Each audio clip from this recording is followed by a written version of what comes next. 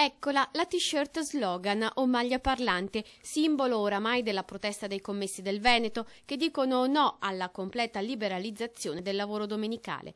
Al centro commerciale di Spresiano i commessi dei piccoli negozi hanno voluto dare il loro contributo e sposare la causa indossando per questa giornata la, a questo punto oramai celebre maglietta. Speriamo resti impressa e si ricordino delle domeniche, no grazie, che noi non preferiremo non lavorare.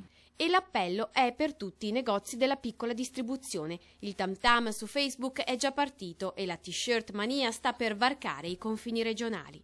Per i negozianti che vogliono aderire alla iniziativa Domenica No Grazie ma che non potranno essere in corteo, chiediamo gentilmente di autoprodursi la maglietta che porto al fine di mostrarla dietro il banco. Il 7 ottobre tutto il Veneto dei commessi protesterà in piazza a Treviso. Sarà una manifestazione su delega. A sfilare infatti saranno familiari, amici, simpatizzanti. Faremo in modo che chi lavora resti al lavoro, però manderà i familiari, i figli, ripeto, i mariti, i fidanzati, i genitori, eccetera, eccetera, a sfilare per loro. Non è vero che tutta Europa vanta l'apertura domenicale dei negozi e la Germania sta lavorando per tornare a una regolamentazione del lavoro durante le festività. Le persone che fanno l'acquisto di domenica non aiutano il piccolo negoziante.